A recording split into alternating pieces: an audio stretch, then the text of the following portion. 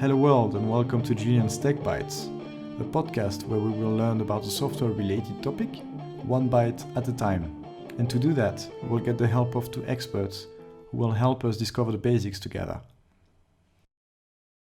So today we're going to talk about reactive systems and reactive programming. And for that I have two people with me. First I have Vincent. Vincent Frey works at ING for 5 years. And he's one of the engineers of our internal distributed tracing solution, and are handling up to 1 billion events a day. And next to that, I also have Alessandro, and Alessandro Vermeulen is the engineering lead of the global application platform of ING, and he's helping build applications that are run in several countries at ING. He's also one of the founding fathers of the Reactive Center of Expertise of ING, which looks into reactive systems and reactive programmings and what we can do with them. Alessandro, thanks for being here. Thanks for having us. Thank you.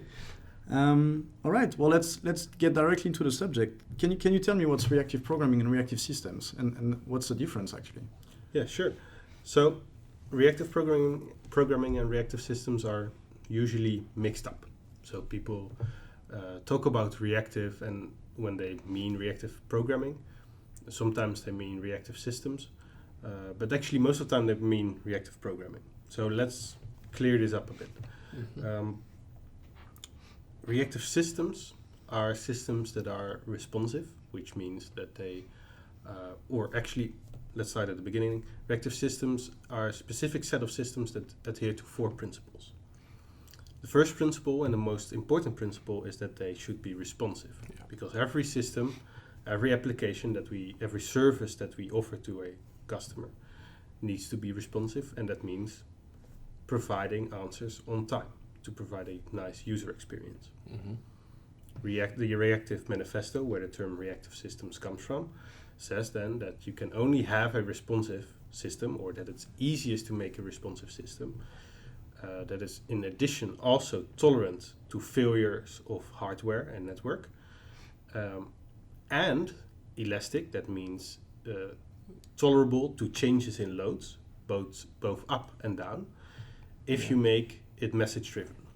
Yeah. So basically, a reactive system is a responsive system, it's a elastically scalable system, it's a fault tolerant system, and it's a system that is, built on sending messages to all other components within the system.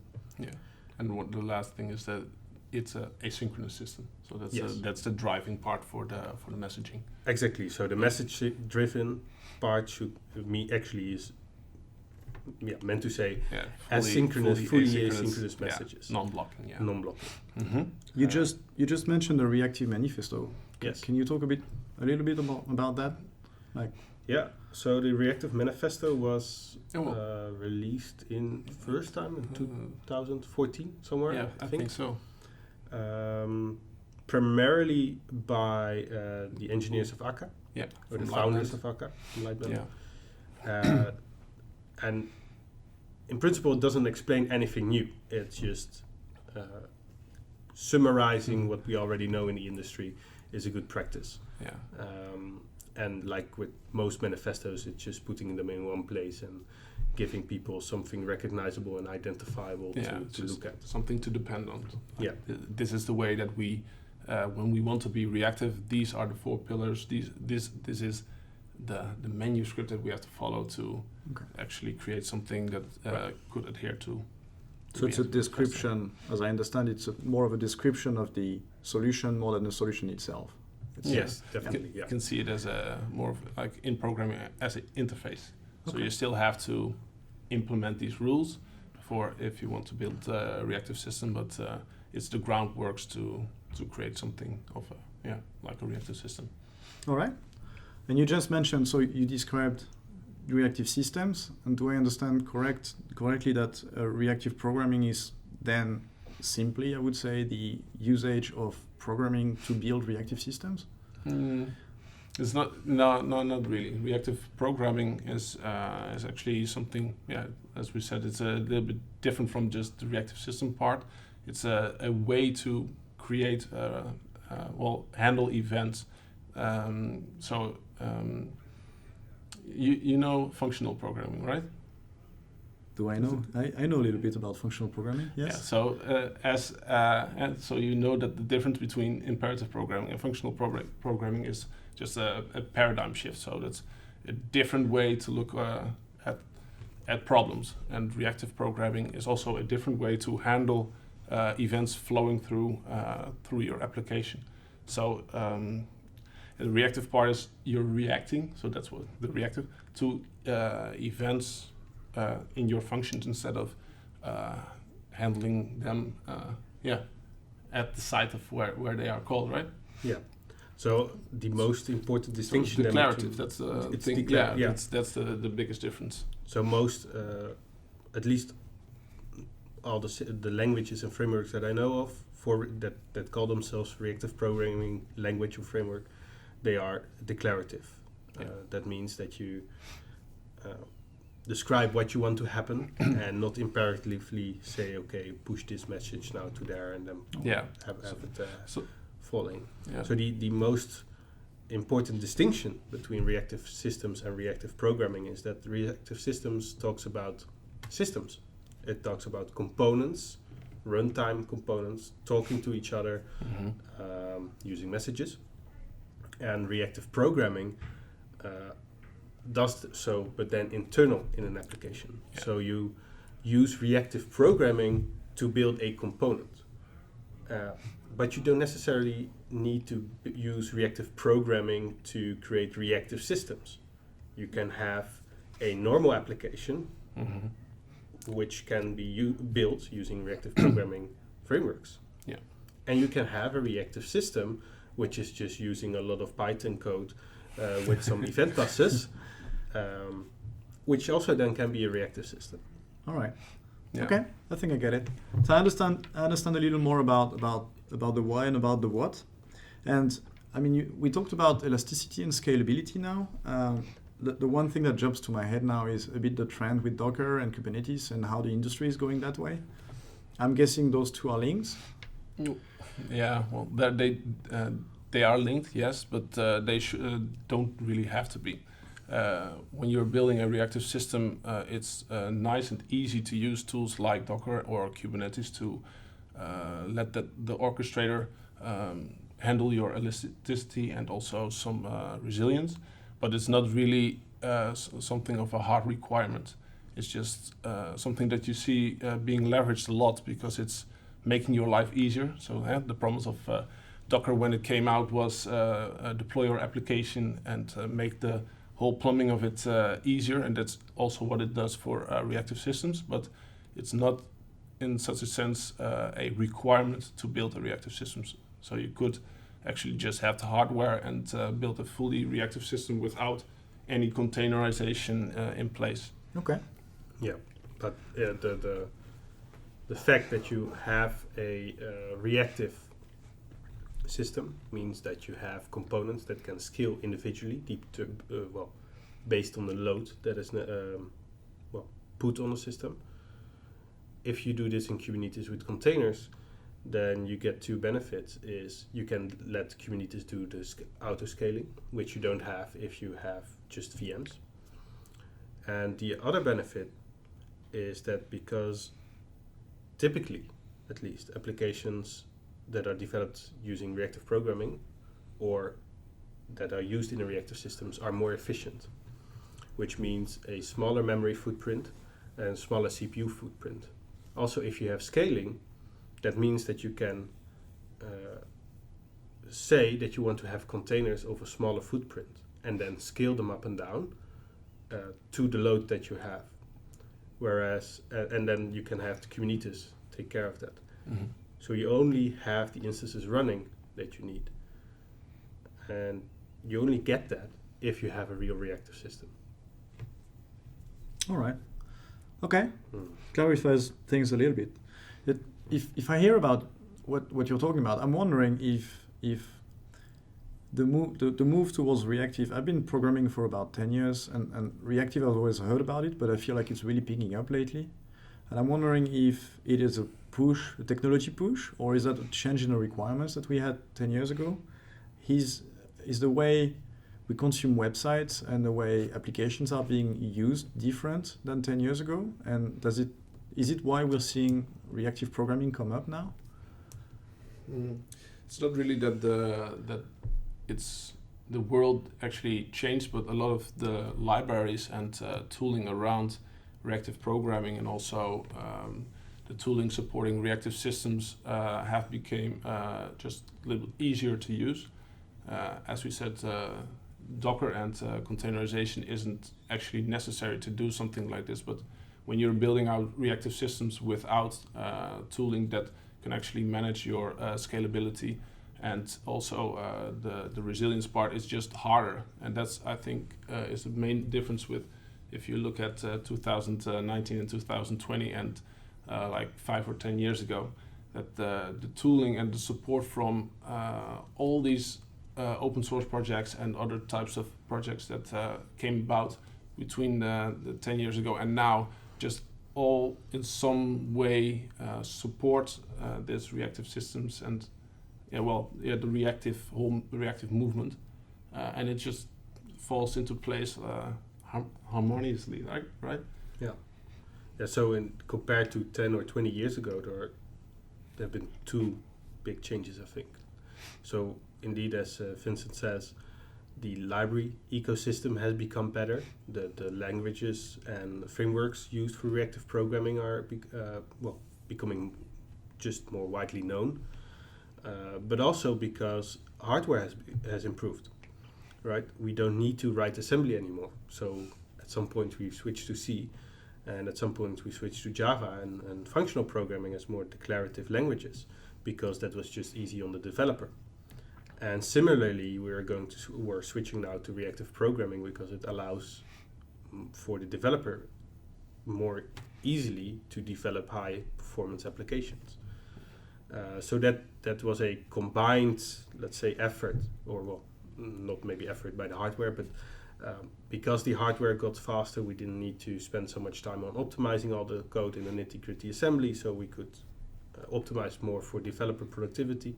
So that's why we got libraries that can be declarative and let the developer define how data should flow and then automatically detect what the most performant option is. And then, secondly, we just have so much more data to handle and process, right? I've forgotten the numbers now suddenly, but companies like Netflix and Tencent and such, they handle so billions of events per second. Whereas in the past it was okay if you did an order on Thursday, you would get a answer 2 weeks later or something. And now everything needs to be now online, even on Sunday evening, in the middle of the night.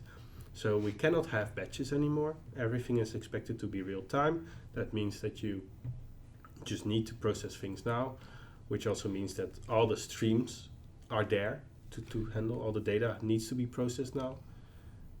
So there is a lot more incentive to satisfy customers. Yeah. And that means that there will be a solution for it, and that is reactive systems. Yeah, I think nowadays that the customers of all our platforms and our applications also demand the real-time update of their profile or what it should be. So also the expectation of customers changed, and we are trying to adapt to that expectation and trying to meet their expectation actually. So then these philosophies of reactive systems and programming just really come into play. But I'm also thinking that the customers the customer requires this of us, but also from a standpoint of technology, when you remember when Node.js was introduced, Node.js is actually one of the first major libraries, or it's a library, right? Node.js, sort of. But sorry, I'm not a front-end guy, so don't blame me. But Node.js actually is a reactive programming environment. It's using callbacks. So you when you have requests, right? You have the request and the reply, and you actually declare what you're going to do with the request and how you're going to respond to it. But that was one of the first, at least to me, one of the first libraries where that was actually front and center, and afterwards the whole front-end community was using Node.js, and it became more of a thing with developers, and from front-end developers talking to back-end developers and really hyping up this way of working. Now we get some,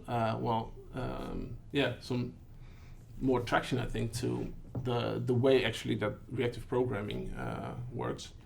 But Alessandro, what do you think of it? Do you have the same feeling of that the traction, that the traction nowadays is just,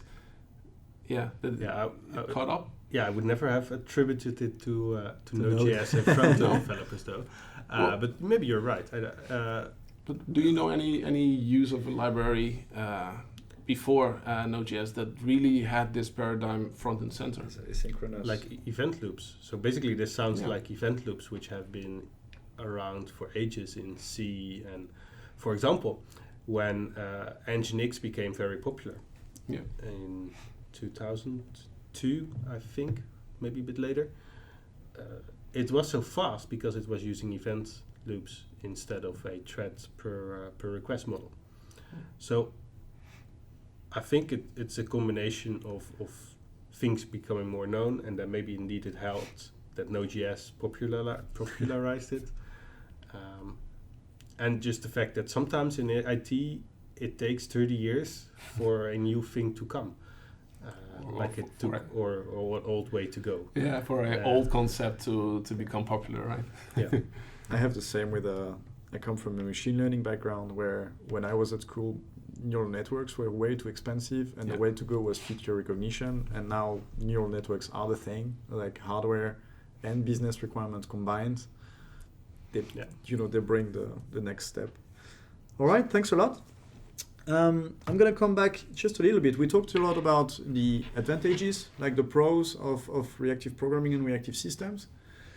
I'm wondering what are the cons? What am I to be expected if I'm about to develop a reactive system? What are the problems I'm about to face? Well, I think I'm developing reactive applications for I think around 2 years now. And one of the main things that when I started developing our main reactive applications, things that I really had to wrap my head around is that the way you describe what you're going to do is just very different. It's actually in the name. It's reactive. You're defining what you're going to do, but you're not actually doing that at that moment in time. And it's just a paradigm shift where you have to break out of what you know from imperative programming and just embrace the more functional / reactive way of setting up your functions. So that was one of the things that me and my team, we had some small time struggling with just having streams of events instead of having a request coming in, right? That's a big difference in just the way that you work with data and just seeing things as an event instead of a request where you have to respond to that one request. Here you have just an event flow where you have to manipulate the event flow, transform maybe some messages to something else, and then pass it on to a new location in your message-driven architecture. There's just a different way of doing things than what we're used to. Do you have anything to add? Yeah, so I think that most of the cons would actually not be necessarily with a reactive system, but more inherent to the size of the problem that you want to fix. So if you need a reactive system, you probably have a very large use case, or let's say a huge amount of data, or the need to respond very quickly, and that alone will bring a lot of challenges, which then if you need to add a reactive system, then you need to also know about the reactive system next to the domain model, etc. So that might give you additional overhead or cognitive load, which if you're not familiar with reactive systems, you need to learn something new, then of course can be a challenge to combine that with building the actual business case or the business solution. So as Vincent said, it's also about changing the mindset to processing events, and then you have to think, okay, if I split this event up, or do I need to split up this event because can I have multiple consumers of this event? We're suddenly going actually from reactive systems into event-driven systems, which have benefits in the sense that they can more easily scale. You can say, okay, we can scale both in performance but also in features, right? It's if you have a system that generates events, then you can have all kinds of consumers that can connect to those events and then use those events for their own business solutions without having to explicitly connect to services, etc. So that also leads to the challenge, especially within large organizations, because if you have a small team of, let's say, 10 to 15 people, then if something needs to change in the reactive system or in the events or the definition of the events or the flow of the events, you can easily communicate that with the team. You can get everyone inside a room, you can draw it on a wall, and then you say, okay, this is how we're going to do it, and then you set out to do it. But in a larger organization where you have multiple people working on all kinds of different systems, you need to have more tooling to make all these changes to your whole thing, to your reactive system as a whole. Because you have more, that's also the challenge actually of a reactive system. Just like with microservices actually, you have smaller individual components, which means that the complexity shifts from the inside of a specific component, where you need to know the internals of a component very well. It shifts to you need to know how all these components interact, in which order, etc. And you don't necessarily need to know how every component specifically works, because the service interface of that service is way smaller. So you can say, okay, this service is named event cleaner. So you probably know, okay, it will clean the events. What exactly it will do, you don't need to know, but it will clean the events. But then you need to know, is it in the right place? Mm-hmm. So that is the trick with a event-driven system or a reactive system in a larger organization, is you need to make more tooling around it probably, and you need to create awareness of, okay, how does the whole system work, so that not one change somewhere can break all the others. So you need to have more tooling around that. Yeah. So also you have with the message-driven part. So you have a sort of a event broker, where a way to actually handle this is to have events that have schema, so you can see what is actually going to be produced on the topic or queue, or what type of infrastructure you're going to use, so that you can share the way the thing that the person subscribing to a topic is going to receive. So I think one of the things in my team where we actually also had problems was first off we built a very large application with every part of the functionality that we needed in one big application, which was elastic because it could be scaled out.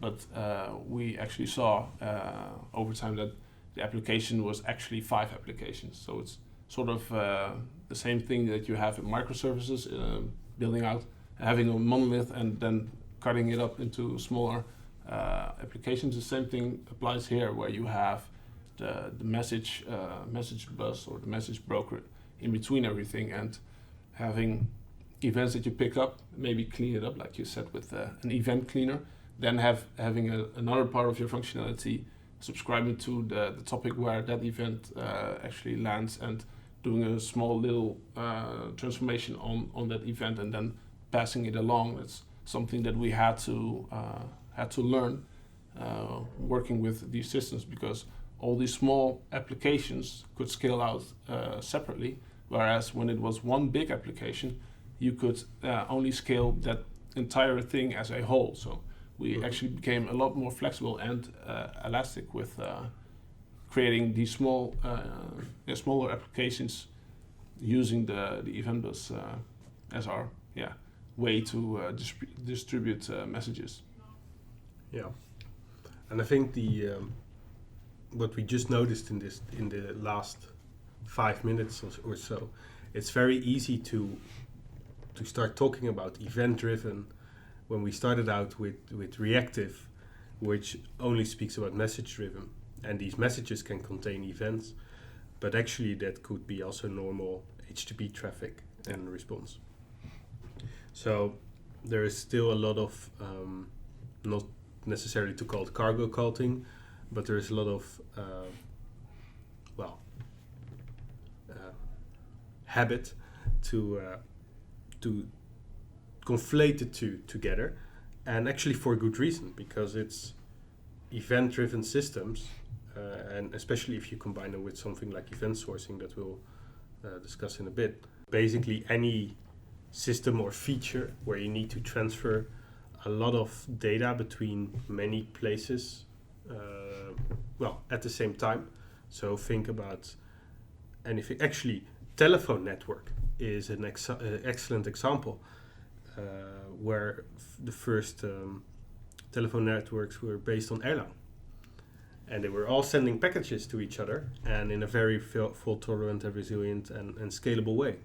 And that's still being used today as the backend to our telephone things. And that actually works pretty well. Or things like Discord, I think that might be known to our audience. Also, lots of text being sent around to lots of different chat rooms, lots of same servers handling lots of rooms with lots of users that you need to send and replicate other messages to. Those are basically, perfect matches. Right. What I find interesting is that, with your example for the telecom companies, that they were actually building out reactive systems, but we weren't calling them reactive systems at the time. So there are actually a lot of places and companies that have adopted a reactive system of sorts, but because it was pre the Reactive Manifesto and the moment that we dubbed it reactive systems, that we actually not really look at these types of systems as reactive systems, but they're doing the same thing, right? Yeah. So there you see how important it is to give things a name or to describe things, because only then you can start discussing about it and gathering extra knowledge. So Julien, you asked, why are we hearing about this now? This has been around for probably 40 years in some shape or form. But it's just that we started giving it a name, reactive, in 2014. Yeah, like what you said with Nginx, that the product was actually made to handle a specific problem of handling a lot of connections. That there's a problem called C10K problem, and I don't know the definition of a C10K, at least. Being able to handle more than 10,000 concurrent connections at that time. I was going to refer them to Wikipedia, but hey, it's it's here right now. But we haven't. Yeah, the problem was actually something that the people from Nginx tried to wrap their heads around. They built Nginx to handle that problem, and they built it in a reactive way. But Nginx isn't really seen as a reactive system, although it's using the reactive programming style and way that we also build reactive systems internally, right? So it's but a Nginx, single Nginx instance is also not a system. It's not a system. But yeah, but it's definitely, well, you can definitely call it a reactive program if you want. Yeah. Yeah, so I would like to highlight, though, that we have been talking about perfect use cases for reactive systems. Just keep in mind that the end goal is to get a responsive system, to get this responsive user experience.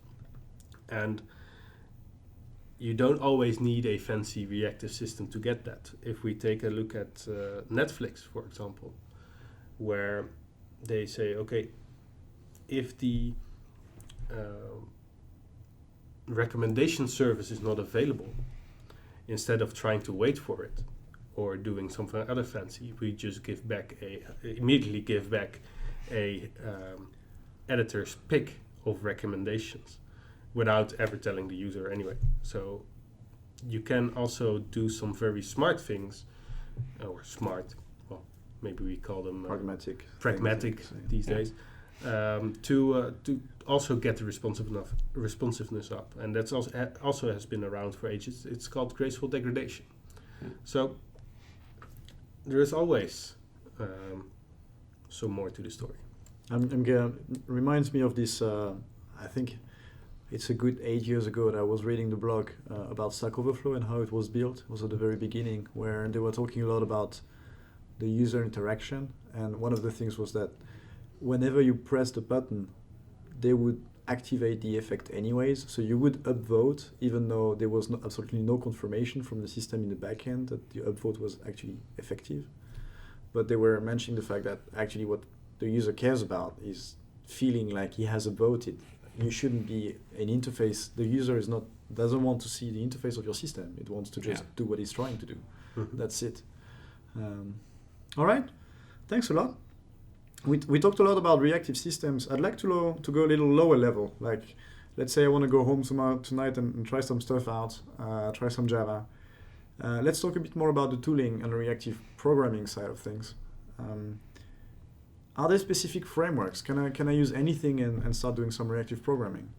Well, if you want to start tonight, then I would recommend you to just use one of the many reactive libraries. I think you just said Java, so there are a few projects in the Java world or in the JVM world that are reactive programming. Project Reactor is one of the largest ones. It's by Pivotal, and also RxJava and RxJava 2 are also very popular. Popular ways to make a declarative API. Those are actually very good places to begin with. And do you also have any libraries that come to mind, Alessandro? Well, you could look at, for example, Akka, which is instead of it has you can go even a bit more lower level by defining actors that are actually sending messages to each other, because actually then you can see the resemblance between reactive systems and reactive programming, whereas as Vincent touched upon in the beginning, where actually we said in a reactive system the components talk to each other, or the instances talk to each other using messages. If you then translate that to reactive programming, you see all these components talking to each other inside the application. And if you use actors, then you can actually have the actors send messages to each other inside the same application in memory.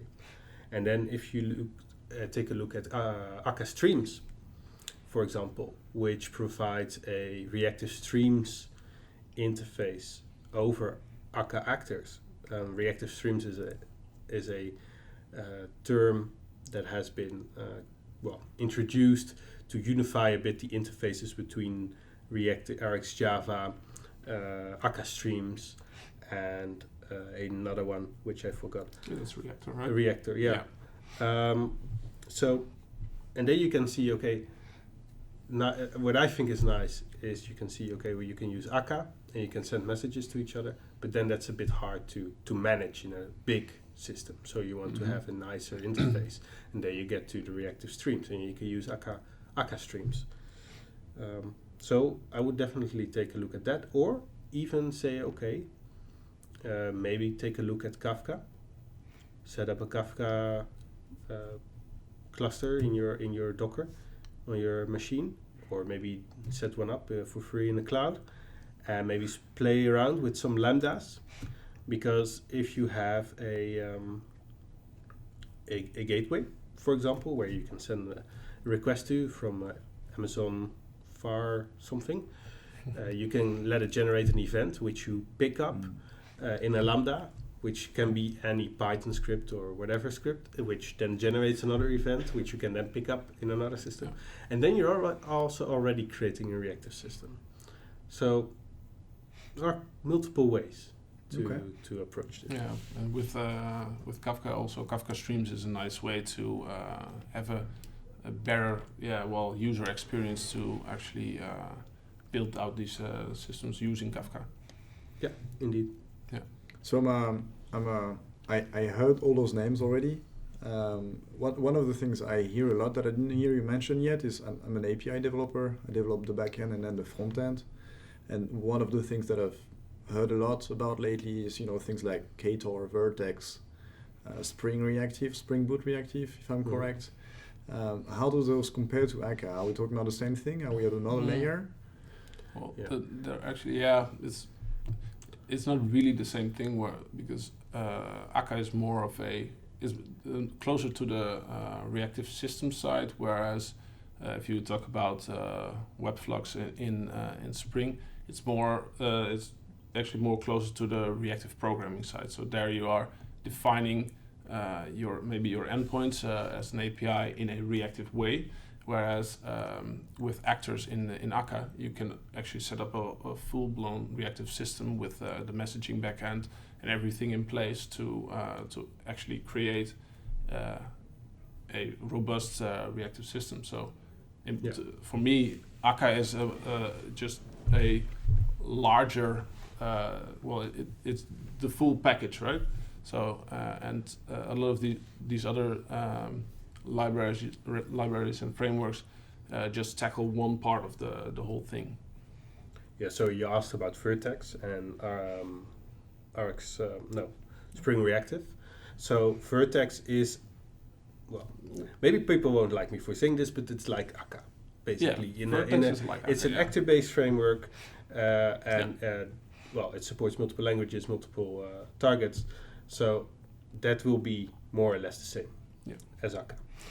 And then you have Spring Reactive, which is basically tying together the reactor framework with basically Webflux, and then tying that into Spring MVC.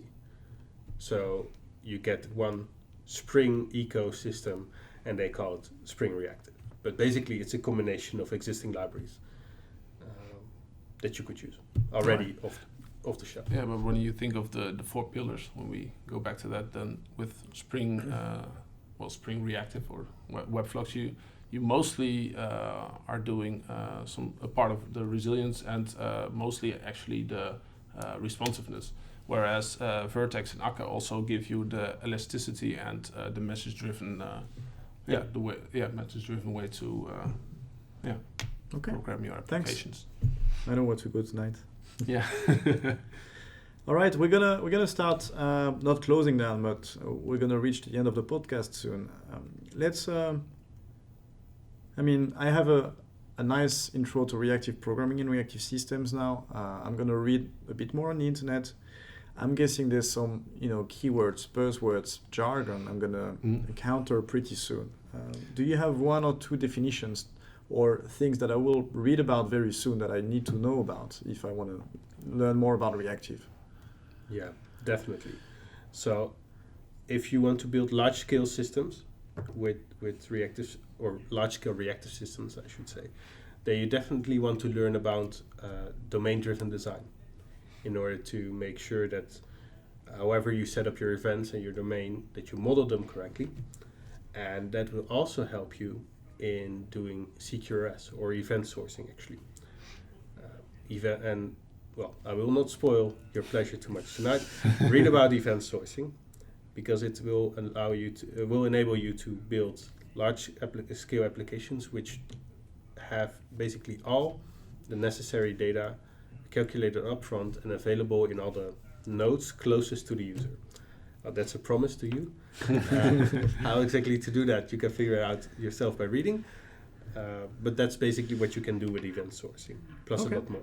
Is that a follow-up? Like, is domain-driven design a thought that comes after reactive? Do they go together, or is one coming before the other? Do they go in pair? I would say that you would want to do domain-driven design always, even in a non-reactive system, because it's a good way to describe and learn about the about the setup of the business, about which names fields should have, and about what the lifetime of each event should be. So I think that the domain-driven design is a good tool to have in your toolkit anyway. But it becomes more important if you do event sourcing, because events, when you use event sourcing, live for a very long time, potentially 10 years. So that also means that you would need to deal with these events from 10 years ago in your application. Mm-hmm. Just imagine what you would do in your current application if it could receive a request from 10 years ago. That's terrifying. Versioning is then very important, right? Yeah. So that's why you better get it right with domain-driven design. Yeah, interesting. So from the that's more of reactive systems part, right? And some buzzwords on the reactive programming side are could probably be back pressure, which is a concept that we haven't touched upon right now, but I don't think we have the time to fully explain what back pressure is. So you could read up on that tonight, and a lot of you will find a lot of patterns in which these libraries and frameworks are written in. So you'll come across something called the reactor pattern, and also the actor pattern that we did touch upon with Akka. And these are things that you could study on to see what actually makes these libraries and frameworks non-blocking and asynchronous at their core. So that's a very interesting topic if you are interested in how libraries and frameworks actually work, and why this is actually going to give you excellent throughput and responsiveness. That sounds exciting. I'm a little sad that my current application that runs in production only have 5 transactions per second. Yeah, it's very different from the 20,000 that we have. It's difficult to get reactive requirements in there, I guess. Yeah. All right. I think we're going to hit the end of the podcast very soon, and we're going to conclude. We talked a little bit about the definitions of systems. We talked about the Reactive Manifesto and why and how you would build reactive systems and how to do reactive programming. We even touched some of the use cases. How would you conclude as for the users that reads into reactive programming? Is that the future? Do I have to go into it? Should I use it or not? How would you conclude? Well, it's like the first thing that comes to mind is the saying from Spider-Man, with great power comes great responsibility. Reactive systems give you great power, but you have to wisely use this power. So it's not for every situation, but if you do come across these situations that we touch upon, like with the stock trading with high throughput and maybe the Netflix use case where you want to have great responsiveness and great user interface for your users, then those are the parts where you can look into these things. And but when you have, like you just said, an application that handles 2 events per second, then it's maybe a little bit of overkill to have a full-blown reactive system and set all these things up and then at the end have no real gain. So you always have to think about, what do I gain from this? So you're putting a lot of stuff in. You have to change a lot the way you think about your application. But do you actually reap the rewards? So that's something that you have to keep in mind. Yeah, exactly. So indeed, it is a powerful tool. That means you can do great good, but you can also do great harm. I do want to touch upon your 5 requests per second application. So it also might be worth investigating if you have a lot of 5 requests per second applications, that maybe you can save on the overhead by chucking them all together, and then in a reactive way and let them use fewer resources instead of having lots of applications run that only do 5 requests per second. Anyway, so be aware of the extra cognitive load that reactive systems bring. If you want to switch your organization from, if you have a bit of a larger organization, if you want to switch from a traditional request reply kind of architecture to a newer one, then you need to really think that through. So that's probably true for all changes. But in this case, because you will be doing event sourcing probably, and you will be doing all kinds of dealing with large amounts of data, then you just think it through. Yeah. Basically, that's it. And also just start small. When you are in a big organization, don't try to do everything with reactive programming or reactive systems. Just start small, look at the sensible parts of your organization where you could actually gain from this, and then when you have some experience, build it out, and just always think about, is this the right thing to do here, or is it just a lot of effort with low rewards? Exactly. Okay, that's a nice conclusion. Thanks a lot for being here, Alessandro, Vincent. You're most welcome. I learned some stuff. I feel like I have even more to read about now. There happens to be a meetup tonight about domain-driven design, so I might join in there. Thanks for being here as well, and see you next time. Bye. Bye-bye.